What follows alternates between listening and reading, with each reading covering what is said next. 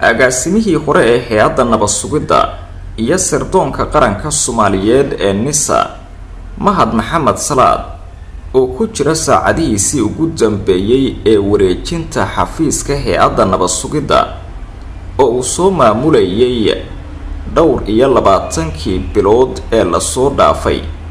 ayaa qaaday tallaabadii ugu dambeysay ee uu kaga faa'iideysanayo awoodiisa ka hor intaanu xilkaasi ku wareejin agaasimaha cusub ee la magacaabay Sambalolshe. Mahad Maxamed Salaad agaasimihii hore ee hay-adda nabad sugidda laakiin aan weli xilka wareejin ayaa dallacsiiyay 30 qofood oo dhawaan ku soo biiray hay-adda nabad sugidda iyo sirdoonka qaranka,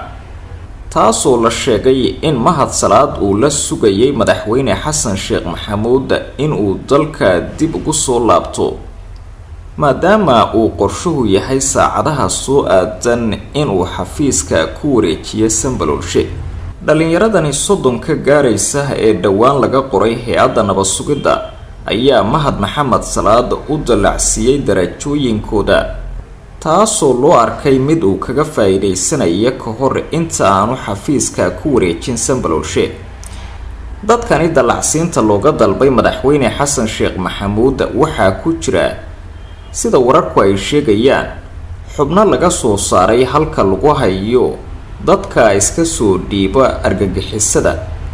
kuwaasoo intooda badan loo qoro hay-adda nabad sugidda iyo sirdoonka qaranka Soomaaliyeed ee NISA, kuwaasoo intooda badan loo qoro hay-adda nabad sugidda aadna ugu soo badanayay waayihii dambe. xubnahani iska soo dhiiba argagixisada ayaa la aaminsan yahay in ay wax badan ka og yihiin sida ay dhagaraha u maleegto argagixisada, meelaha ay joogaan iyo habka ay u shaqeeyaan, taasoo loo malaynayo sababta ay dowladda Soomaaliya ugu doorato xubnaha la ogaado inay ka tanaasuleen fikirka qawaaridta loogu soo daro shaqada hay-adda nabad sugidda iyo sirdoonka qaranka Soomaaliyeed ee NISA. Mahad Maxamed Salaad ayaa la filayaa in saacadaha soo aadan uu si rasmiya xilka hay-addaasi ugu wareejiyo Sambalolshe oo soo xukumayay. Sambalolshe oo 2 jeer oo hore soo qabtay xilka hay-adda nabad sugidda iyo sirdoonka qaranka, sidoo kalena dhawaan ay golaha wasiiradu u magacaabeen xilkaasi kadib markii uu ka degay Mahad Maxamed Salaad oo xilkani soo hayay tan iyo markii uu dib ugu guuleystay madaxtooyada Xasan Sheekh Maxamuud bartamaha sanadkii 2022.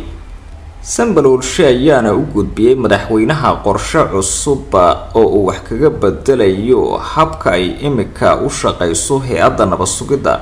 iyo sirdoonka qaranka Soomaaliyeed,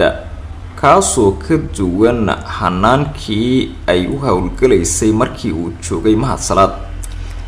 hay-adda ayaa isbedelo waaweyn lagu sameeyay tan iyo markii uu la wareegay xukunkeeda Mahad Maxamed Salaad oo ka mid ah saaxiibada Xasan Sheekh Maxamuud,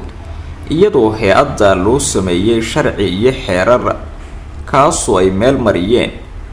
labada aqal ee baarlamaanka dowladda Soomaaliya. hay-adda ayaa lagu ammaanay shaqooyinka ay ka qabatay caasimadda muddadaasuu hogaaminayay Mahad Salaad, iyadoo wax badan ay iska bedeleen xaaladda amni